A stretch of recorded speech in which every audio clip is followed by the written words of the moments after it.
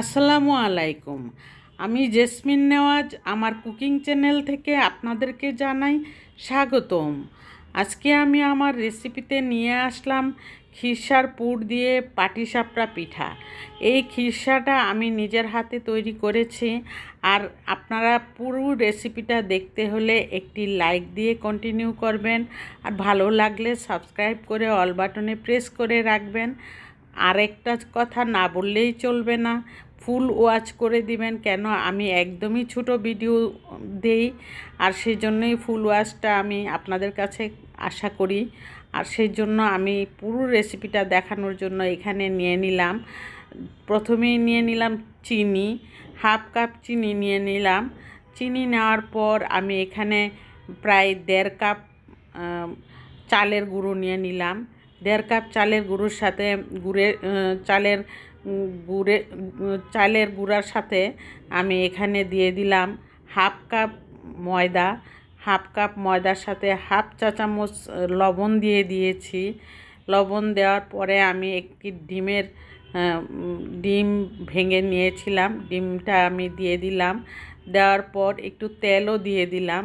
তেল দেওয়ার পর আমি এখানে গুড় গুলিয়ে রেখেছিলাম, ঠান্ডা হয়ে বাটালি গুড় ঠান্ডা হয়ে যাওয়ার পর আমি এখানে হাত দিয়ে, বেশি ঠান্ডা হয় নাই তবুও আমি কুসুম গরম রেখেছি যাতে পুরটা ব্যাটারটা সুন্দর হয়। তারপর আমি হাত দিয়ে নিজের হাতে গুলিয়ে নিচ্ছি। আর এখানে আমি পুরো প্রায় বাটালি গুড়ের পরিমাণ আর একটু চিনি দিয়েছি। চিনিটা আপনাদের ইচ্ছা হলে দিবেন, আর না হলে শুধু গুড় দিয়েও করতে পারবেন। আমি আবার বাটালি গুড়ের সাথে একটু চিনি মিক্সড করে, আর চিনি মিক্সড করলে মনে হয় ব্যাটারটা একদম লাল টকটকে একটা পিঠা হয়, ওইটা আর হবে না। সেই জন্যই আমি চিনিটা একটু দিয়ে থাকি। আর এখানে আমি দুধ দিয়েছি প্রায় হাফ লিটারের থেকে একটু বেশি। তারপর আমি এখানে ঘি দিয়ে দিব। ঘিয়ের স্মেলটা আসলে খুব ভালো লাগে। এখানে আমি পাউডার দুধ দিয়ে দিয়েছি, প্রায় 1.5 কাপ পাউডার দুধ দিয়েছি। পাউডার দুধটা স্কিপ হয়ে গেছে হয়তো।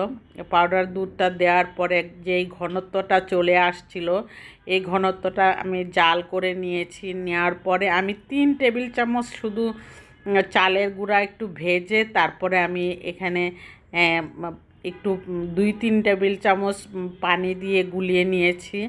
আর দুধটাই এত ঘনত্ব বেড়ে গিয়েছিল যে তলানিতে শুধু লেগে যাবে ভাব ছিল। সেই জন্য আমি চালের গুঁড়োটা দিয়ে একদম ফিনিশিংটা দিলে একটু আঠালো হয়। সেই জন্যই আমি এখানে 2 চা চামচ চালের গুঁড়া দিয়েছি। আর সেজন্যই এখানে আঠালো ভাবটা এখন চলে আসবে। আর না হয় একদমই তলানিতে লেগে গেলে কিন্তু আর কোনো টেস্টই থাকবে না দুধের। সেই জন্যই আমি তাড়াতাড়ি করে নামানোর জন্য চালের গুঁড়াটা দিয়ে আমি ব্যাটারটা তৈরি করে নিয়েছি। এখানে খিরসার ব্যাটারটা তৈরি হয়ে গেল আমার। আর প্রথম পিঠা জীবনেও ভালো হয় না, আমার ভালো হয় না, আর কারো কীরকম হয় জানি না। প্রথম পিঠা আমার, তেলের পিঠা হোক, পাটিসাপটা পিঠা হোক, চিতল পিঠা হোক, সব পিঠাই আমার প্রথম পিঠাটা হবে না ভালো। তারপরেরগুলি আবার সুন্দর মতো হইতে থাকে। আর এটাই আমার বেলায় হয়ে থাকে। আর সেই জন্য আমি প্রথম থেকে দেখাচ্ছি বিধায় আপনাদের সামনে তুলে ধরলাম। আর সেই জন্য আমি এখানে দ্বিতীয়, তৃতীয়, চতুর্থ পিঠা বানাচ্ছি। একটাও কোনো খারাপ হচ্ছে না, সবগুলি সুন্দর হচ্ছে। আর এখানে খিরসাটা খুবই টেস্ট হয়েছিল, এত টেস্ট হয়েছিল যে আমি যে কয়টা পিঠাই বানিয়েছি আমি রাতের বেলা বানিয়েছিলাম, রাতের বেলাই শেষ হয়ে গেছে। সকালের অবশিষ্ট আর ছিল না, একটা না 1.5টা পিঠা ছিল। আর রাতের বেলা এত মজা লেগেছিল, সেজন্য রাতের বেলা শেষ করে ফেলেছে আমার বাচ্চারা, আমার হাজব্যান্ড, তারপরে আমি। এত মজা হয়েছিল। আর রাতে আর না ভাত আর কিছুই খাওয়া লাগেনি।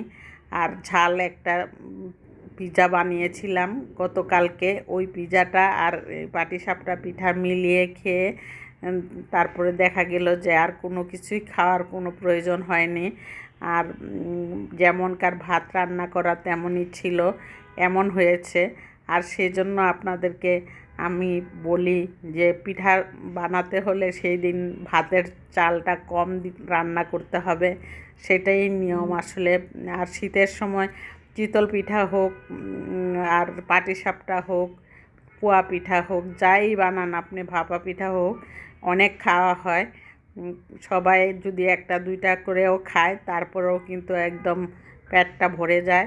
আর এখানে গতকালকের পিজাটা ছিল বিধায় আমার ঘরে আর রাতের বেলার খাবারের আর প্রয়োজন হয়নি। আর সেজন্য আমি এই দেখুন পিঠাটা কেমন হয়েছে, পিঠাগুলি। আর খিরসাটাও একদম মনের মতো হয়েছে আজকের মতো।